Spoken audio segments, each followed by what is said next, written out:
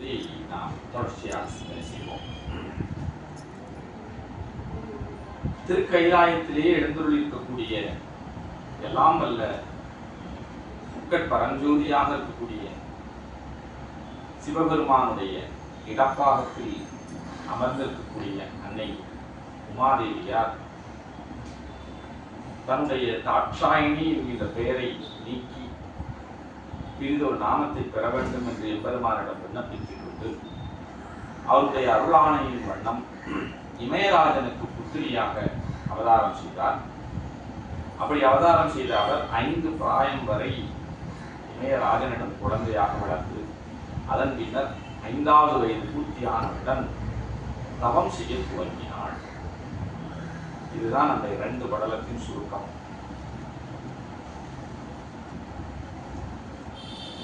அப்படி தவம் செய்து கொண்டிருக்கக்கூடிய அன்னை உமாதேவியார் இமயமலை சாரலிலே தவம் செய்து கொண்டிருக்கிறார். அந்த வேளையிலே திருக்கைலாயத்திலே என்ன நடக்கின்றது என்கின்ற பகுதிதான் இந்த மேருப்படலமும் அதன் பின்னர் வரக்கூடிய படலங்களும். சில படலங்களை நாம பார்க்கலாம். இந்த படலம் ரொம்ப ஒரு மிக மிக ஒரு அருமையான முக்கியமான ஒரு படலம். சனகாதி முனிவர்கள் என்கின்ற முனிவர்கள் 4.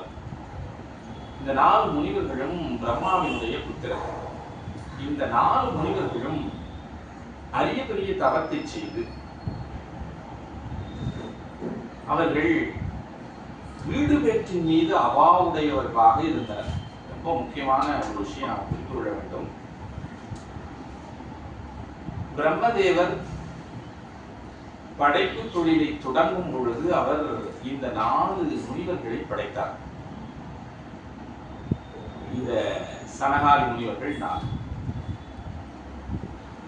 சனகர், சனந்தனர், சனாதனர், சனத்குமாரர். இந்த 4 முனிவர்களையும் அவர் படைத்தார். பிரம்மதேவனுடைய நேரடி புதல்வர்கள், மானசபுத்திரர்கள். படைத்து தன்னுடைய படைப்பு தொழிலுக்கு உதவி செய்யும்படிதான் அவர் கேட்டுக்கொண்டார் இந்த முனி புங்கவர்களை. ஆனால் இந்த முனிவர்கள் என்ன செய்கிறார்கள் என்று சொன்னால், நாங்கள் இந்த படைப்பு தொழிலை செய்வதில் விருப்பம் உடையவர்களாக இல்லை அல்லோம். நாங்கள் ஆசையை துறந்து எல்லா உயிர்களுக்கும் சரணாகதியாக இருக்கக்கூடிய அந்த பரமேஸ்வரனை அடைய வேண்டும். இதுதான் எங்களுடைய நோக்கம்.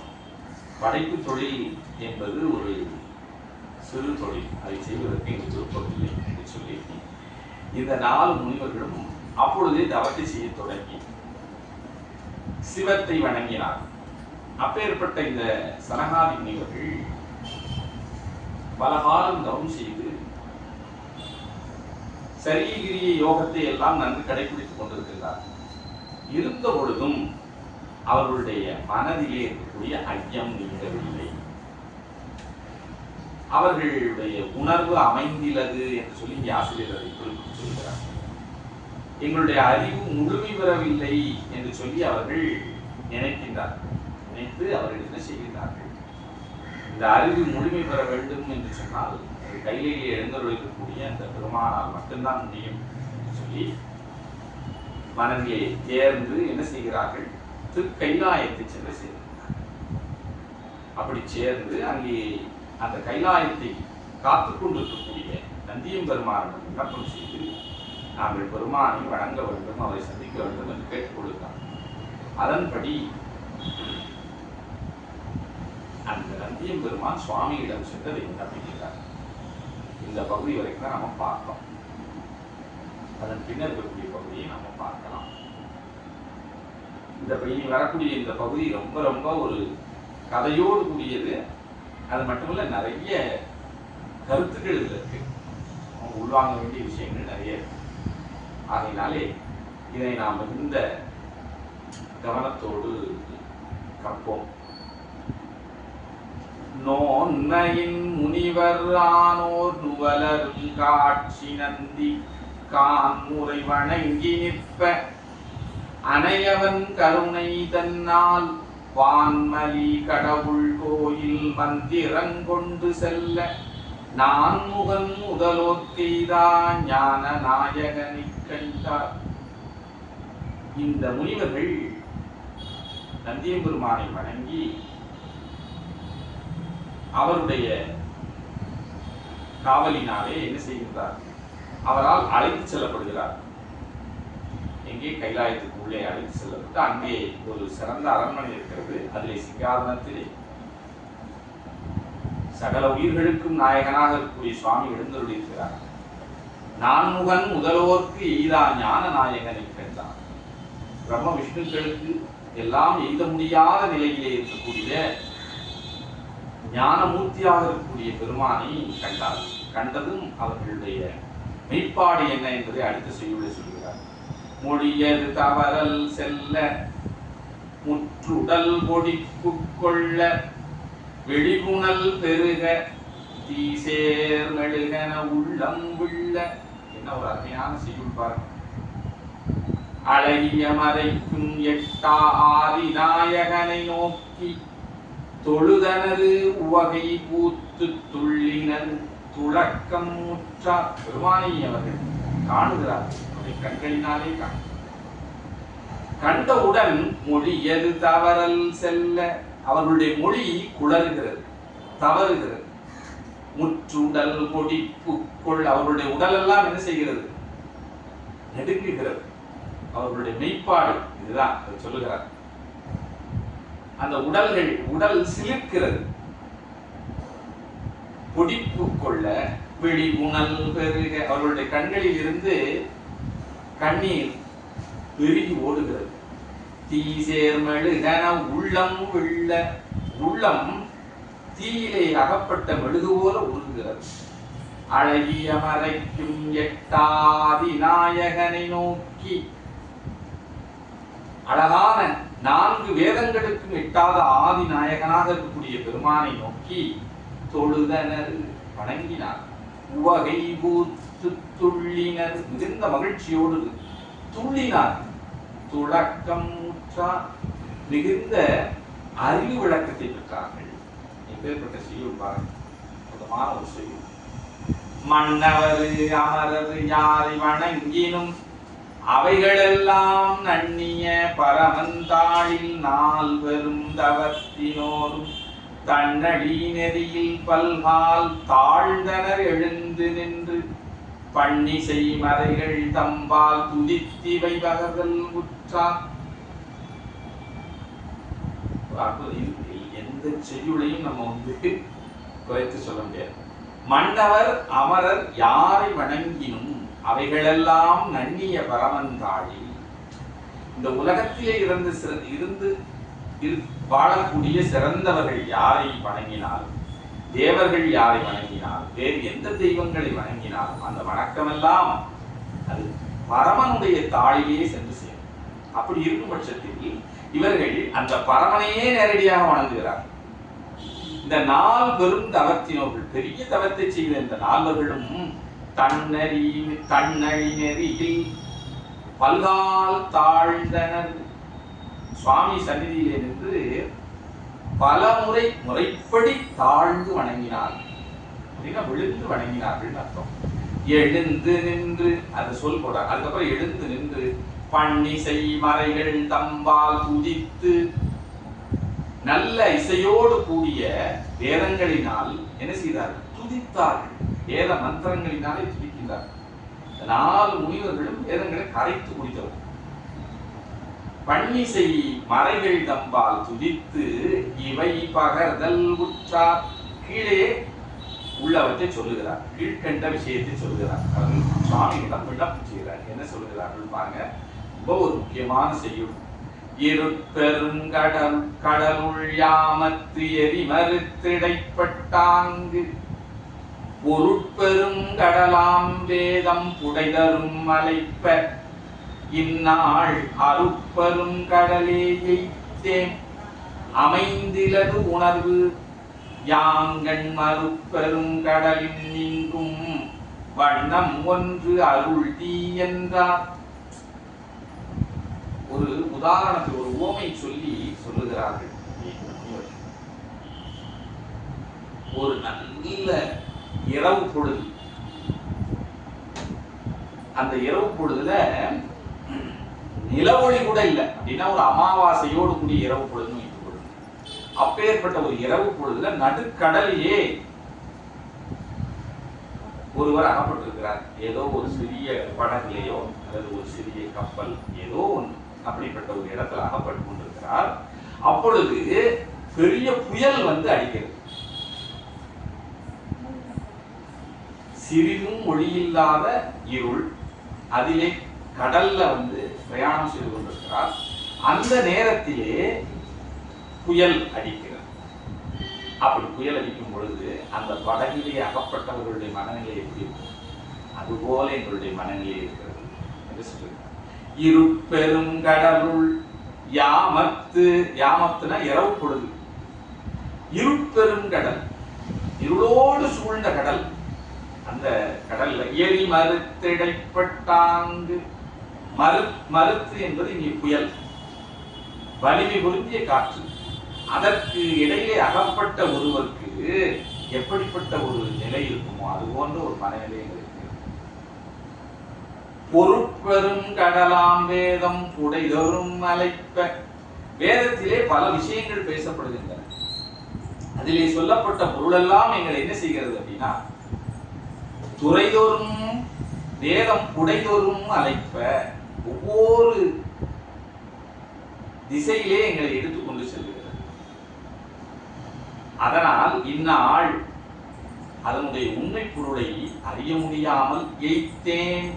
எய்த்தேன் என்று சொன்னால் இழைத்தோம், சோர்வடைந்தோம், மயக்குற்றோம், எப்படி வேணால் நம்ம பொருள் எடுத்துக்கொள்ளலாம்.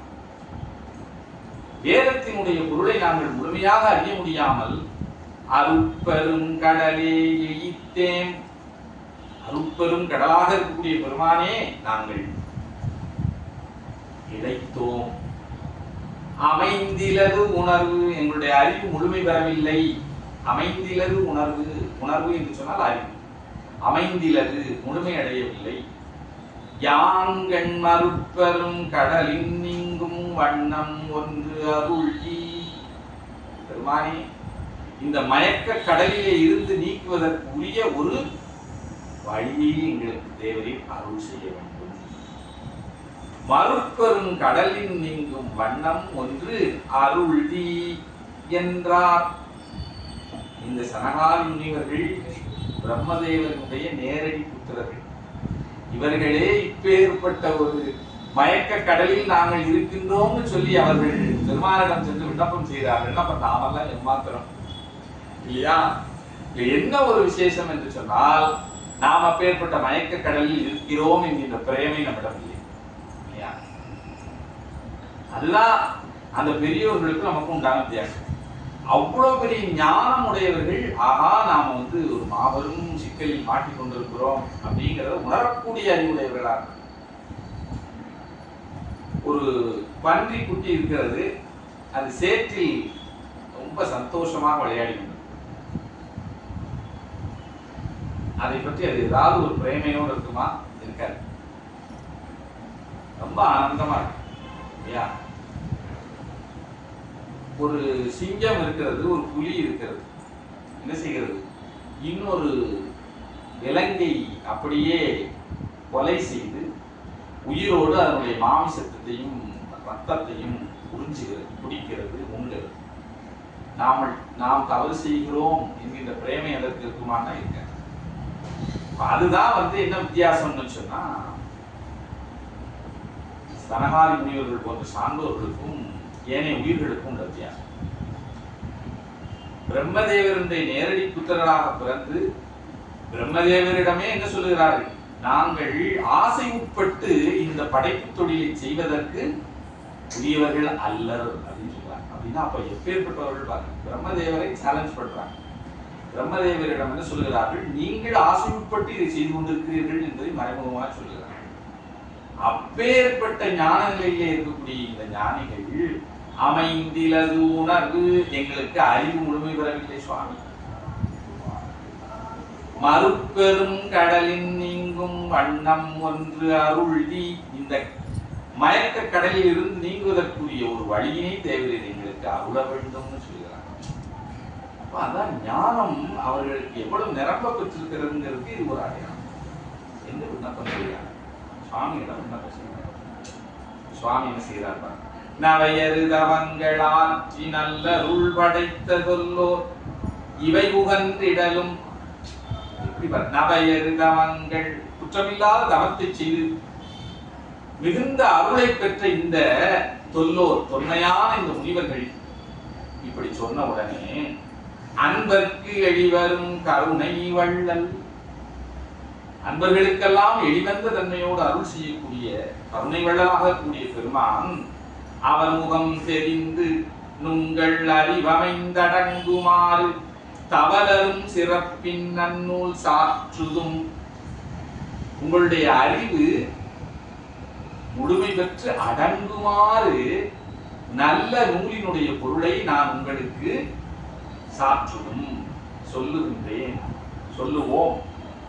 இருத்தீரென்றார், இங்கே அமருங்கள் என்று சொல்லி பெருமான் என்றிவை அருள எந்த இன எளிதனாது முன்னர் நன்றுணர் காட்சி கொள்ளும் நால்வரும் இருந்தாரங்கன் சென்றிடு நந்தி புத்தேள் சிறப்புடைவதனம் நோக்கி கொன்றையந்தொடையல் வைந்த குழகன் ஒன்று எம்புகின்றான். இப்படி இந்த 4 முனிவர்களை இருக்க சொல்லிட்டார். இருக்க சொல்லிவிட்டு பெருமான் என்ன செய்கிறார்? நந்தியம் புத்தேள், நந்தி புத்தேள் இருக்கிறார் இல்லையா, நந்தியம் பெருமானுடைய சிறப்புடை வதனம் நோக்கி அவருடைய சிறந்த முகத்தை பார்க்கிறார். நந்தி புத்தேளுடைய முகத்தை பார்க்கின்றார். புத்தேள் அப்படின்னா என்ன அர்த்தம்னா தேவர்னு அர்த்தம். திருவள்ளுவர் புத்தேள் உலகத்தும் ஈண்டும் பெறலறிதே ஒப்புரவின் நல்லறிவ அப்படின்னு ஒரு திருக்குறள் பாடினார். புத்தேள்ங்கிற வார்த்தையை பயன்படுத்துகிறார். நந்தி புத்தேள் சிறப்புடை வதனம் நோக்கி அவருடைய முகத்தை பார்த்து கொன்றையன் தொடையல் வேந்த புலகன், கொன்றை மாலையை தன்னுடைய திருமுடியிலே அணிந்திருக்கக்கூடிய புலகனாக இருக்கக்கூடிய பெருமான் ஒன்று இயம்புகின்றான். அவரை பார்த்து ஒன்று சொல்லுகிறார். என்ன சொல்லுகிறார்?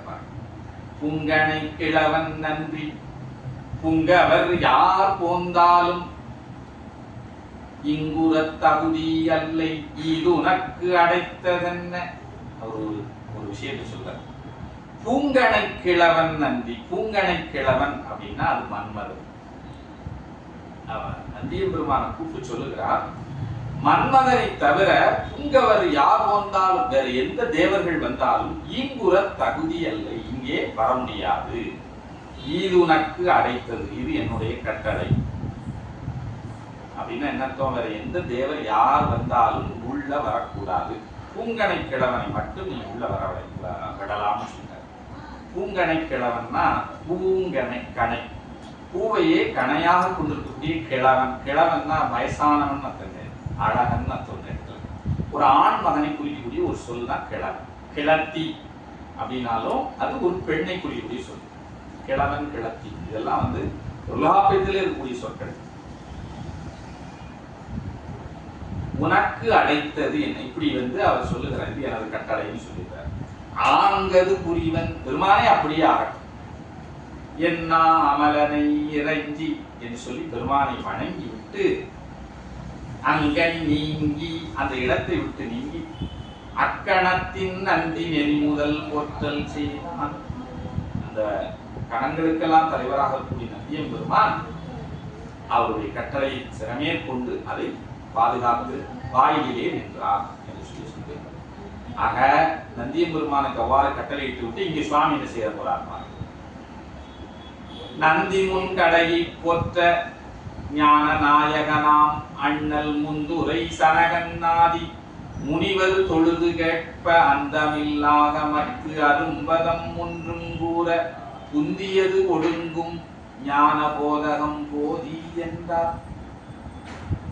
அந்த 4 முனிவர்களையும் இப்பொழுது என்ன சொல்லுறாங்க? அங்க இருக்க வைத்து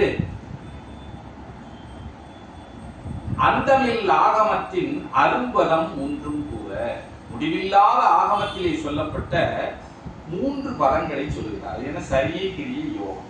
சரியை மார்க்கம், கிரியை மார்க்கம், யோக மார்க்கம், இந்த 3 பதத்தையும் எடுத்து கூறுகிறார். கூடிய பின்னர் அப்படி கூறிய பிறகு இந்த சனகாதி முனிவர்கள் என்ன சொல்லுகிறார்கள்னா, சுவாமி எங்களுக்கு ஞானத்தையும் ஞானவாதத்தையும் சொல்ல 4 பாதங்களை சொல்லுகின்றார்கள் நம்முடைய சான்றோர்கள். சரியாவாதம், கிரியாவாதம், யோகவாதம், ஞானவாதம். இந்த 4 பாதங்களிலே நின்று நாம் முறைப்படி அவற்றை கடைபிடித்தால் நமக்கு வீடு பெறு கிடைக்கும். இதுதான் நம்முடைய சான்றோர் பெருமக்கள் நமக்கு சொல்லியிருக்கக்கூடிய வழி.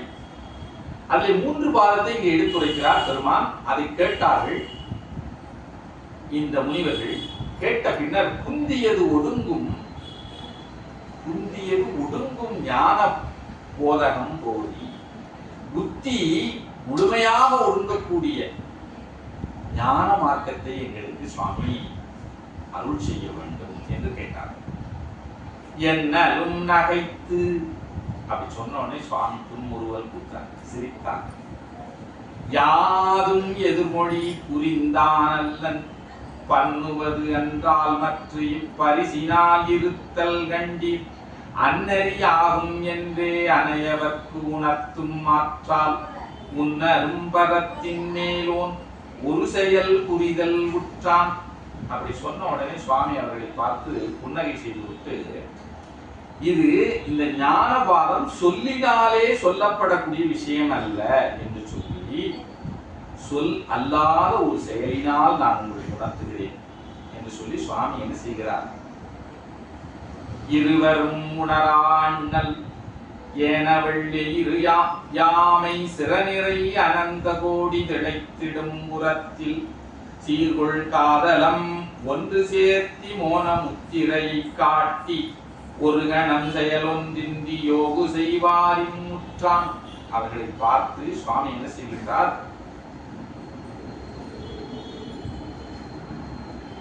மோன முத்திரையை காட்டி, காதலம் ஒன்று சேர்த்தி மோன முத்திரையை காட்டி ஒரு கணம் செயல் ஒன்றின்றி யோகு செய்வாரின் முற்றான். சுவாமி அவர்களிடத்து எந்த விதமான ஒரு சொல்லினாலும் விளக்கம் சொல்லாமல் சொல்லற்ற ஒரு நிலையில் அமர்ந்து என்ன செய்கின்றார்? சின்முத்திரையை காட்டுகின்றார். இதுதான் தட்சிணாமூர்த்தி கோலம். அந்த கோலத்தோட தட்சிணாமூர்த்தி இருக்கிறார். நீங்க நம்முடைய திருக்கோயில் சிவாலயங்கள் எங்க போனீங்கன்னாலும் தெற்கு திசை நோக்கி இருக்கக்கூடிய கடவுள். அதனால அவருக்கு தென்முக கடவுள் தமிழ் மொழியில. அதே தமிழ் மொழி மொழிபெயர்த்து சொன்னா தட்சிணாமூர்த்தி. தட்சிணம் என்று சொன்னால் தெற்கு திசையை நோக்கி அமர்ந்திருக்கக்கூடிய மூர்த்தி. அப்படி தெற்கு திசையை நோக்கி அமர்ந்திருக்கக்கூடிய மூர்த்தியாக இருக்கக்கூடிய தட்சிணாமூர்த்தி சொல்லாமல் சொன்னார். எதை சொன்னார் சொன்னா அந்த ஞான பாதத்தை போதித்தார். அப்படி அவர் போதித்த போது அவர் செயலற்ற நிலையிலே ஒரு சின்முத்திரை, இந்த ஒரு முத்திரையை காட்டுகிறார். அது என்ன என்று சொன்னால், நம்முடைய விரல்கள் இருக்கக்கூடிய இந்த கட்டை விரல், ஆள்காட்டி விரல், இந்த 2 சேர்ந்திருக்கும். ஏனைய 3 விரலும் பிரிந்திருக்கும். இதுதான் இந்த முத்திரைக்கு பேர் சின்முத்திரை. இதுதான் ஞானம். தட்சிணாமூர்த்தி சனகாதி முனிவர்களுக்கு உபதேசித்த ஞானம் இதுதான். உடனே அவர்களுடைய புத்தி உருப்பட்டது. அவர்கள் ஞானத்தை உணர்ந்தார். இப்படிதான் நூல் சொல்லுது.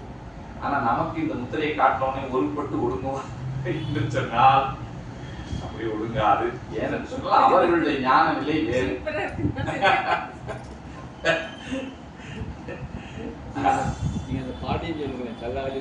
கல்லாலில் உடையமர்ந்து நான் வரை ஆரங்க முதல் கற்ற கேள்வி வல்லார்கள் 4 பரஞ்சோதி முனிவர் பாடியிருக்கிறார் அந்த பாடல். வல்லார்கள் 4 வாக்கிறந்த பூரணமாய் வரைக்கு அப்பாலாய் எல்லாமாய் அல்லதுமாய் இருந்ததனை இருந்தபடி இருந்து காட்டி சொல்லாமல் சொன்னவனை நினையாமல் நினைந்து பவர் தொடக்கை வல்வாம் என்று சொல்கிறார், துதி பண்ணுகிறார்.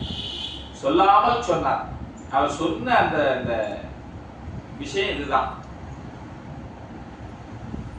இது அடியேனுக்கு தெரிந்த ஒரு பொருளை நான் உங்களுக்கு சொல்லுகிறேன்.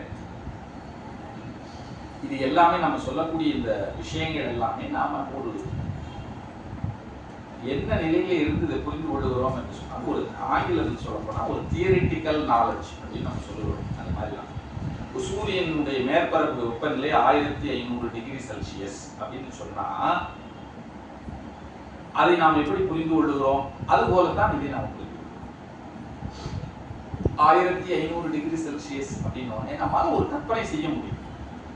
நீரினுடைய கொதிநிலை 100 டிகிரி செல்சியஸ்.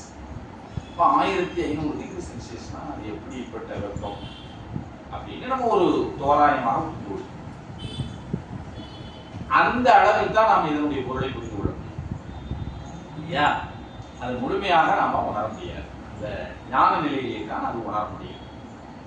அது என்ன சொல்லுவார்கள் நம்முடைய சான்றோர்கள் மக்கள் என்று சொன்னால், இந்த கட்டை விரல் பதி இறைவன், இந்த ஆள்காட்டி விரல், இந்த ஆள்காட்டி விரல் தான் பசு உயிர், ஏனைய 3 விரலும் வந்து ஆணவம் கண்மம் மாயும் மலங்கள்.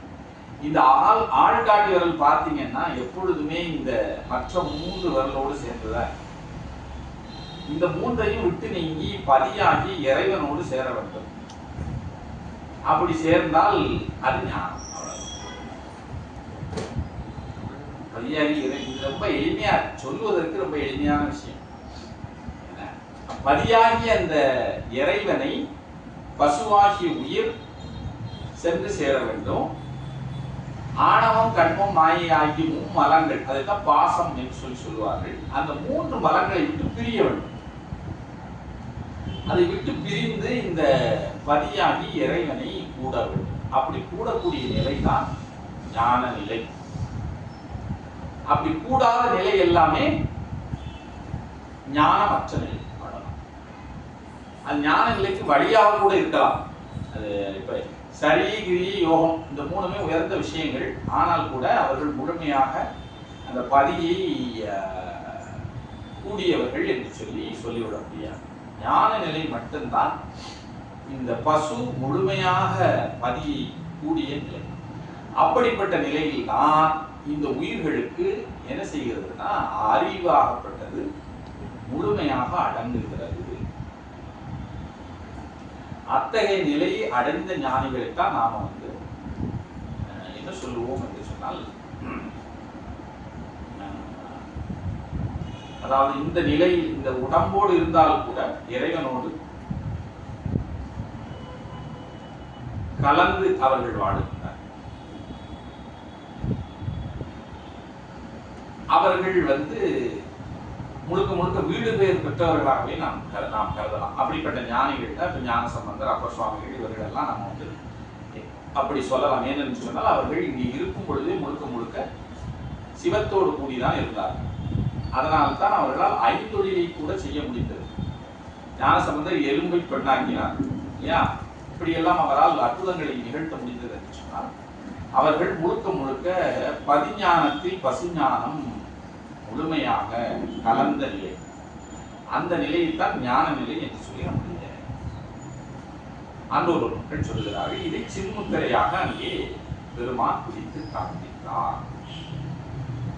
இவ்வளவில் நாம் இதை புரிந்து கொள்ள வேண்டியதுதான். ஆனால் உண்மையாக அந்த ஞான நிலை என்பது ரொம்ப தூரம் இருக்கு. நாமெல்லாம் ரொம்ப பிரயாணம் பண்ணணும். அப்படி பிரயாணம் பண்ணா நமக்கு தெரியாது. சிலர் ரொம்ப அதிலே மிகுந்த பிரயாணம் செய்தவர்களாகவும் இருக்கலாம். யாரையும் நாம் வந்து குறைத்து மதிப்பீடு செய்து விட முடியாது. ஆனால் அந்த நிலை என்பது ஒரு பெருநிலை. அதைத்தான் நாம் இங்கே புரிந்து கொள்ள வேண்டும். பிரம்மதேவருடைய நேரடி புத்திரராக பிறந்து, அவர்களுக்கு ஒரு தாய் தந்தையெல்லாம் கிடையாது. சனகாதி முனிவர்களுக்கெல்லாம் அவர்கள் 10 மாதம் கருவிலே இருந்து நம்மை போல பிறந்தவர் கிடையாது. அப்பேற்பட்ட ஞானிகள் பிறந்த உடனேயே வந்து ஆசையுட்பட்டு படைப்பு தொழிலை செய்யக்கூடியவர்கள் அல்லர் நாங்கள் சொன்னோம். அப்பேற்பட்ட அந்த ஞானிகள் எங்களுடைய அறிவு அமைந்துள்ளது என்று சொல்லி ஞானத்தை பெறுகிறார்கள் என்று சொன்னால், அந்த ஞானம் எப்பேற்பட்டது என்பதை நாம் தோராயமாக உணர்ந்து கொள்ள வேண்டும். இப்படி சுவாமி அங்கே சின்முத்திரையை காட்டுகிறார். இணையதோ தன்னை காட்டி எம்பிரான் உணர்த்த கண்டு சனகனே முதலா உள்ளோ தவலரும் ஞான போதம் பனுவலின் அளவன்று என்னும் பான்மையை தெரிந்து முக்கண் புனிதனது அருளால் தத்தம் புந்தியின் ஒடுக்கம் பெற்றார். அவர்களுக்கு அப்ப என்ன உண்மை உணரப்படுகிறது என்று சொன்னால், அவர்களால் ஞானபோதம் பனுவலின் அளவன்று. ஞானம் என்பது நூலுக்குள்ளே அடங்கிய ஒரு பொருள் அல்ல என்று சொல்லி அவர்கள் உணர்கிறார்கள். என்னும் பான்மையை தெரிந்து முக்கண் புனிதனது அருளால் தத்தம் புந்தியின் ஒடுக்கம் முற்றார். பனுவல் மூலமாக அறிந்து கொள்ளக்கூடிய விஷயம் அல்ல ஞானம். அது புனிதனது அருளால் புத்தியில் நிகழக்கூடிய விஷயம். அதுதான் நாம தெரிந்து கொள்ளணும். இந்த அடியார் பெருமக்கள்லாம் நம்ம பார்க்கின்றோம், 63 அடியார்களை பார்க்கின்றோம். அவர்கள் எல்லாம் பனுவல்கள் படித்து ஞானத்தை அடைந்தார்கள் நாம எப்படி சொல்ல முடியும்? அப்படியே கிடையாது இல்லையா? பனுவல்களை தாண்டி ஞானத்தை அவர்கள் பெற்றவர்களாக இருந்தார்கள். பல வழிகளில் அவங்க பனுவல்களை படித்திருக்கலாம், அது நமக்கு தெரியாது. ஆனால் பனுவலின் அளவன்று, அதுதான் நமக்கு தெரிந்து கொள்ள வேண்டிய விஷயம், ரொம்ப முக்கியமானது. என்னன்னு சொன்னால், நாம இப்ப எப்படி நமக்கு ஒரு செருக்கு உருவாகிறது? நிறைய நூல்களை நாம் கற்றிருக்கிறோம், ஒரு செருக்கு வருகிறது இல்லையா? ஆனால் ஞானம் பனுவலின் அளவன்று, அதுதான் நாம் தெரிந்து கொள்ளணும்.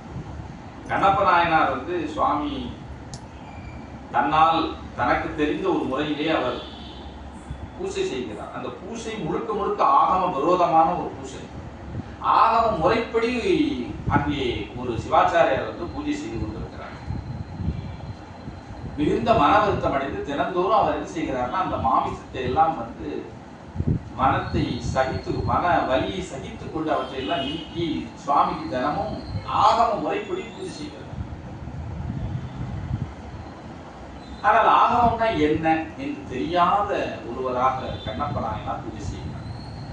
அவர் செய்யக்கூடிய பூஜை முழுக்க முழுக்க ஆகமத்தில் சொல்லப்படாத ஆகம விரோதம் அப்படின்னு சொல்லலாம். அதுல எந்த விதமான சந்தேகமும் கிடையாது. அப்படிப்பட்ட ஒரு பூஜையை தான் அவர் செய்கிறார். ஆனால் சுவாமி அந்த சிவாச்சாரியாருடைய கனவிலே தோன்றி என்ன செய்கிறார்? நாளைக்கு அவன் செய்யக்கூடிய பூஜை ரொம்ப சிறந்தது, நீ அவன் செய்யக்கூடிய பூஜையை நாளை நீ காண்பாய்ன்னு சொல்றார். நியாயமா என்ன சொல்லியிருக்கணும்? கண்ணப்பருடைய கனவிலே தோன்றி நீ செய்யக்கூடிய பூஜை ஆகம விரோதம், ஆகம முறைப்படி இங்கே ஒரு பூஜை செய்து கொண்டிருக்கிறார், அதை நீ காண்பாய்ன்னு தான் சொல்லியிருக்கணும். அப்படி சொல்லவில்லை. ஏன் அப்படி சொல்லவில்லை?